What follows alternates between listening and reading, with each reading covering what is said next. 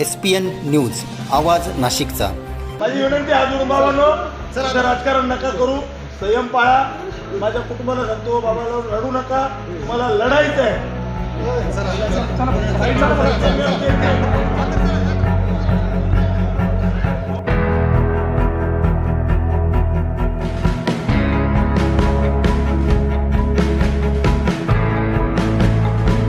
मित्रांनो, सप्रेम नमस्कार। SPN न्यूजमध्ये आपले स्वागत आहे।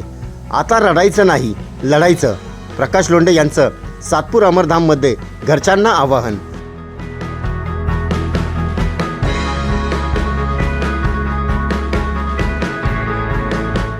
सविस्तर वृत्त असे।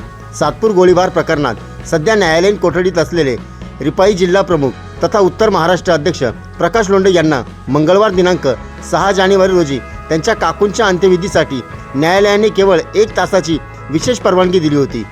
मात्र या 1 तासानेच सातपूरसह प्रभाग क्रमांक 11 मधील राजकीय वातावरण तापून टाकले। अल्पशा आजाराने काकूंचे निधन झाल्यानंतर रात्री सुमारे 9 वाजता कडेकोट पोलीस बंदोबस्तात प्रकाश लोंढे यांचे सातपूर स्मशानभूमीत आगमन झाले। त्यांच्या येण्याची बातमी वाऱ्यासारखी पसरताच अंत्यविधीच्या ठिकाणी नागरिकांची प्रचंड गर्दी उसळली। पोलिसांच्या उपस्थितीत त्यांनी आपल्या काकूंच्या पार्थिवावर अंत्यसंस्कार केले। विशेष म्हणजे कारागृहात असतानाही प्रकाश लोंढे यांनी नाशिक महानगरपालिकेच्या निवडणुकीसाठी प्रभाग क्रमांक 11 मधून उमेदवारी अर्ज दाखल केला आहे। त्यामुळे अंत्यविधीसाठी सातपूरमध्ये दाखल होतात त्यांच्या उपस्थितीने राजकीय वर्तुळात खळबळ उडाली असून अनेक समीकरणे बदलण्याची जोरदार चर्चा सुरू झाली आहे। अंत्यसंस्कार आटोपून परत जाताना शोकाकुल कुटुंबियांना धीर देताना प्रकाश लोंढे यांनी केलेले एकच वाक्य उपस्थितांच्या काळजात घर करून गेले। आता रडायचं नाही, लढायचं। सत्यमेव जयते या शब्दांनी केवळ कुटुंबियांनाच नव्हे तर उपस्थित समर्थकांनाही लढ्याची नवी ऊर्जा दिल्याचे चित्र दिसून आले।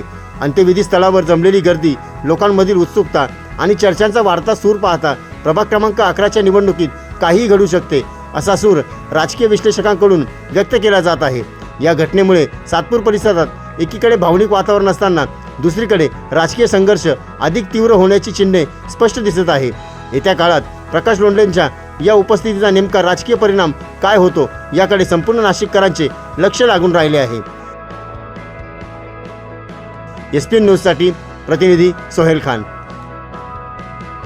सर्व जनतेपर्यंत आमच्या बातम्या पोहोचवण्यासाठी आम्ही हे एक माध्यम चालू केलं आहे। त्याचं नाव आहे SPN न्यूज आवाज नाशिकचा। आमच्या या चॅनलला आजच सबस्क्राईब करा आणि बेल आयकॉन प्रेस करा। धन्यवाद।